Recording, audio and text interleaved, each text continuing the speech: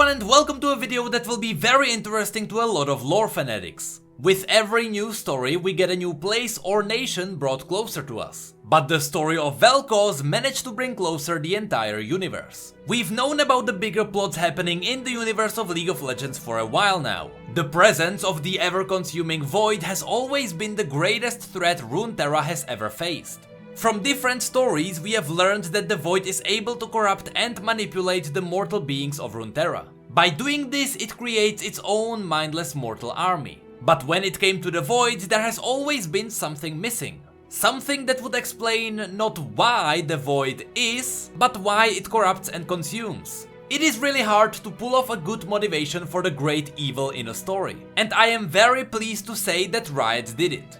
The story of Vel'Koz is so well structured it feels incredibly natural. It is hard to explain what I mean by this, but this story really has no holes, everything fits. And most importantly, the entire story is believable. If the Void erupted on Earth tomorrow, I don't think I would have too hard of a time believing it. At least as a sane person would. The best part is that the story of Vel'Koz was written by Ian Martin, a freelance writer known for his series of amazing Warhammer novels. And this was his first piece written for Riot. So buckle up because we are going to explain what the Void is, how it acts, and what exactly are the Watchers that we have been hearing about. To truly understand the horror that Vel'Koz is, one must first know of the Watchers, and how they were blinded to the mortal realm. Beyond the material plane, outside and somehow below it lies the unknowable abyss. It is the realm of the Void, where no mortal or immortal creature may ever walk. It is not necessary to know how such a place ever came to be, only that it did. The Void is eternal, the Void consumes all. In that place, in the cold, endless dark, all is equal and empty. For timeless eons there was purity in that fact. There was peace, if such a term could have any meaning there. Then something changed. Not in the Void realm, but elsewhere. It was existence. It was something, where before there had been nothing, and its mere presence scraped against the vast, cold, formless entities that drifted in the blackness. Before this they had not even been fully aware of their own sentience, and yet now they knew they could not tolerate the presence of this other place, this other realm of mercurial overwhelming creation. The entities watched, they scrutinized, and soon enough the Watchers found themselves being scrutinized in return. The tiny mortal minds that reached out to them were insignificant, little more than fleeting motes of light at the very edges of the abyss. Yet in them the Watchers saw a chance to invade the material realm, to destroy it, to silence the intolerable pulsing of reality beyond the Void. The boldest of them tore open the veil and hurled themselves upward, only to be horribly disoriented by the sudden shift between the abyss and the corporeal linear nature of reality. In an instant there was time, and heat, and pain. Then there was only cold. The way was shut, and dozens of the Watchers were trapped in the liminal space between the two realms, frozen in the moment of transition. Those that remained in the Void recoiled. They had no concept of what had happened, yet they knew they had been betrayed. And so they adapted. Reaching into the material realm, the Watchers took from the crude matter that comprised it, shaping, corrupting and imbuing it with consciousness. These constructs were the first of the Voidborn, and would be their master's eyes and ears, sent forth into the nightmare of existence to watch, listen and learn. Among them one stands apart, as perhaps the oldest surviving Voidborn, certainly existing the longest outside of the Abyss. He has been known by countless names of those unfortunate enough to encounter him. Thousands of years before Ikathia unleashed the Void in battle, the primitive culture of Shurima feared the devil Vel'Koz, who crept forth from the underworld to steal the dreams of wiser men. Though his name has no literal translation in the modern tongue, it equates roughly as to understand by unmaking. His insatiable hunger for knowledge has led Vel'Koz across the world, to its highest peaks and darkest depths. Cunning and methodical, he has quietly watched entire civilizations rise, stagnate and decay, spent centuries combing the ocean floor for its secrets, even scrying the movements of the stars in the heavens above him. He carried all of this knowledge back to the great rifts in the fabric of Runeterra, so that the Watchers might know what he knows, and will annihilate without hesitation any mortal who stands in his path. For the void is eternal, and it will consume all of us. With a kiss to my wife and resting my spear against my shoulder, I joined my fellows as we left the village. The morning was new, dawn stretching through the thick forests of Tokugol, as the 6 of us made our way to the watch point by a worn dirt path. We were traveling light, as our vigil would only last until the next moon before another band of spearmen took our place. Tokugol shared borders with Noxus, and its increasing belligerence of late had stirred the house lords to ensure all of their spears were honed. Our journey was short and uneventful, a soldier's dream.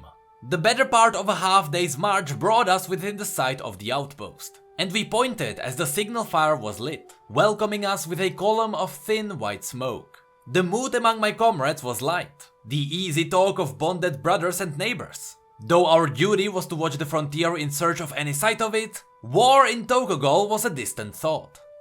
When we arrived, we found the gates to the stockade open and unbarred, yet not broken or forced. An odd feeling crept over us, like a chill dancing on our spines. I could see it in the others, just as surely as I felt it in myself.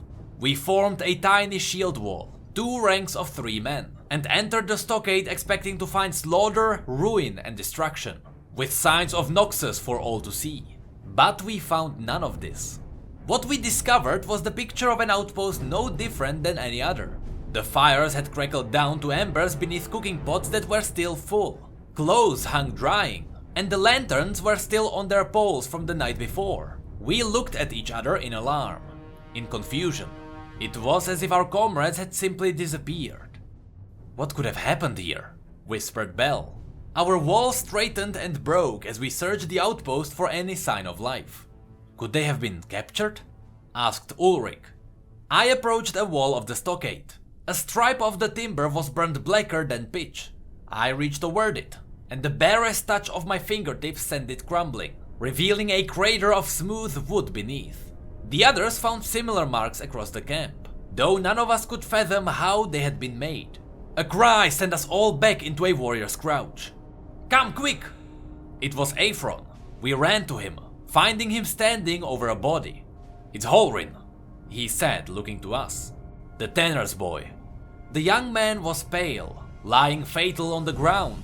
We saw no sign of battle on him, no blood or wounds. I drew my knife. Sinking to my hunches, I brought the blade beneath Halrin's nose. The day was cold, and shallow puffs of breath clouded the steel in a slow, stilted rhythm. "He yet lives," I said, reaching for his shoulder. We leapt away as soon as I'd rolled him onto his back. Halrin's eyes were open, yet there was nothing there. From what we could tell, he was conscious, but his right eye simply stared up at the sky, empty of light. That was not what we had recoiled from. "By the gods!" Ulrich breathed. Aphron spat to avert evil, and we joined him. Where Halrin's left eye had been, only a dark pit remained. I had seen enough battle in my time to know the telltales of spear or blade, but no weapon I knew could have made such a wound. It was too clean, too precise for battle's disoriented frenzy. No pain marked the boy's face from the horrific injury. What could have done this to him? Bell demanded. Some beast? A plague? We shrank back from the body at the thought. No. Seer frowned, his hand straying to the satchel of herbs and paltries at his waist. No sign of festering, that wasn't disease. "Find the others," ordered Bell. Now. One by one we found them. These were men we knew, men of our village who sold fish and hammered steel. All bore the same wound on their left eye, all reduced to the same catatonic state. They appeared almost serene, and all the more horrifying for it. Aphron looked to Bell. "What do? "We must give warning," said Ulrich. "Of what?" asked Seer. "We have no idea what is happening here." They argued, voices clashed and overlapped. Above it all, I noticed the smell of smoke in the air. "Wait!" The other stopped, looking back at me. I swallowed. If they are all in this state, I pointed back to the signal fire behind us. Then who lit the beak? Ulrich was in the air before we knew what was happening. A blinding flash stole my sight, but I glimpsed a huge darkened shape against it. Oaths, prayers and curses filled the air from my comrades' lips. They were silenced by a crack like a bullwhip, followed by an overwhelming fizzing shriek. When I could see clearly again, I was on the ground. I looked down to see my legs splayed, broken. Other warriors, my brothers and friends, lay staring up at the sky above. I heard only one other voice and turned. I could only watch as Aphron, a youth of barely 16, struggled beneath the monster. Bathed in harsh violet light, he writhed as one of its appendages sank into his skull through his eye. His scream stopped as he became a mere husk, like all the others. Then the monster turned its baleful gaze in my direction. In an instant it was looming over me. I looked up into that single swollen eye and sensed a hunger beyond imagining. A hunger not of flesh, but something far deeper. My soul teetered at the edge of this abyss, its merciless hunger pulling. No. I am Henny Skydarn, a warrior and a spear of Tokugol. I refuse to give it the satisfaction of my cries. Even as its tentacle knifed down my eye, there was no pain. As I work, the analysis can inflict physical pain should I desire it. But that is not critical here. I have learned much of pain and its uses. This one information is precious, as all knowledge is. A settlement, interactions, casts, a particular female of the species, and offspring. This one resists my analysis of those, but it is a simple thing to overcome. With nothing more to consume, I travel here, to disseminate what I have collected. The rift beneath me is a conduit for information to be passed into the true realm. The creatures that inhabit this world have designated our domain as the Void. Such curious poetry these entities weave. A curiosity that illustrates how far my task is from completion. A universe of knowledge surrounds me, of great power and distant lands, and I shall collect it all. I offer this information now, and all of the rest to come. Accept, consume, learn. And that was the story of Vel'Koz. And now comes the part where we explain what has happened here. So, we know that the Void is a realm outside of the physical universe. In the story, it is mentioned that the Void is somehow below it. So, if we now look back at some of the previous stories of characters like LeBlanc, Swain, Kaisa and even Pike, they all seem to reference some kind of darkness below or beyond. And now it is confirmed that they are talking about the Void. They squabble as the winds howl, and the wards fade. They fight the mist above the seas, never looking beneath. The only thing that I wouldn't take for granted is Pike. He is talking about a certain swimming city, besides the normal talk about the eyes beneath the world. This is the only part that may not be directly the Void, but a place that got heavily corrupted by it. It is also possible that the swimming city is the graveyard below Bilgewater. First of all, a lot of ships sink. You can even see it in his login screen.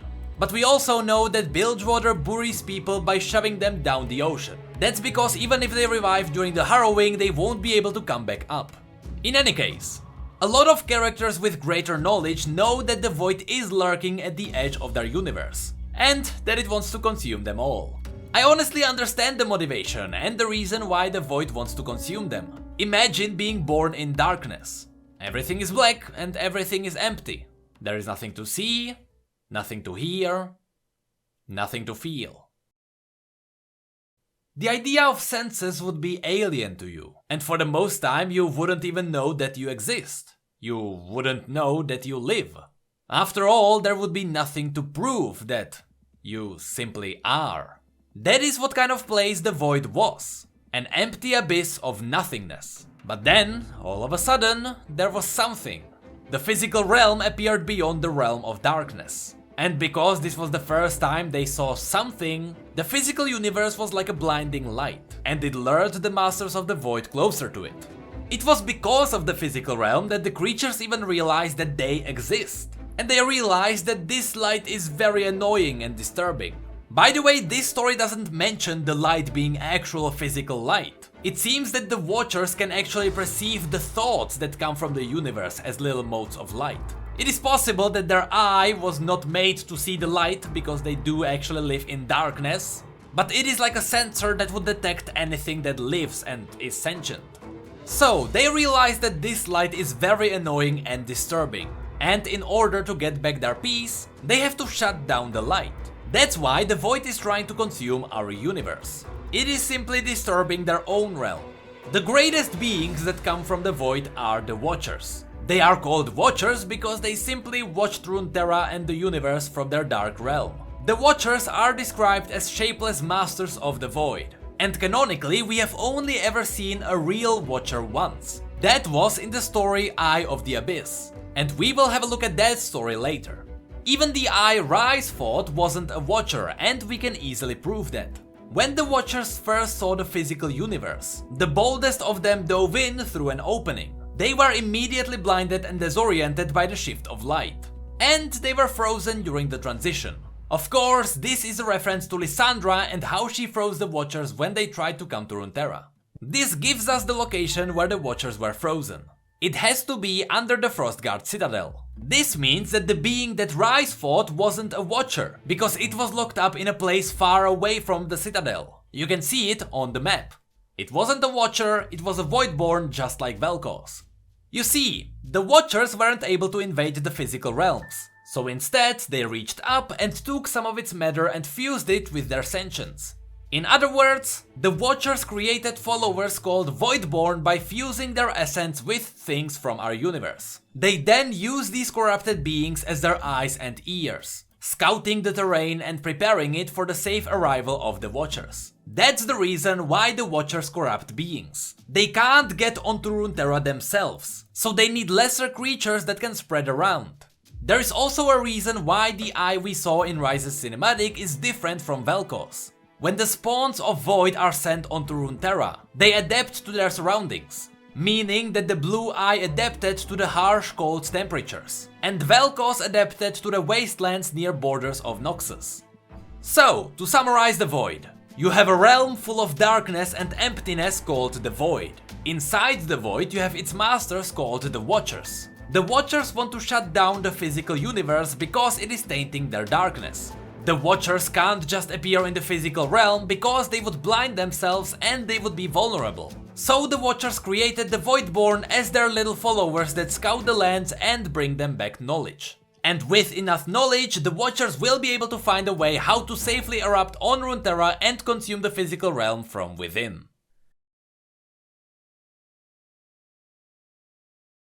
And that's it for this video. If you're interested in the Void, have a look at the story of Lysandra. It is basically the prelude to this story. We'll also have a look at the massive story next time, so make sure you follow us. So, if you like this video, feel free to rate it and subscribe for more lore and news. The links to our social media, Twitch, merch and P.O.Box will be in the description. Of course, a massive shout out to our patrons for going the extra mile, you guys are amazing. And with that, thank you all so much for being here and for your support, you know I really appreciate it. And as always, thank you, come again.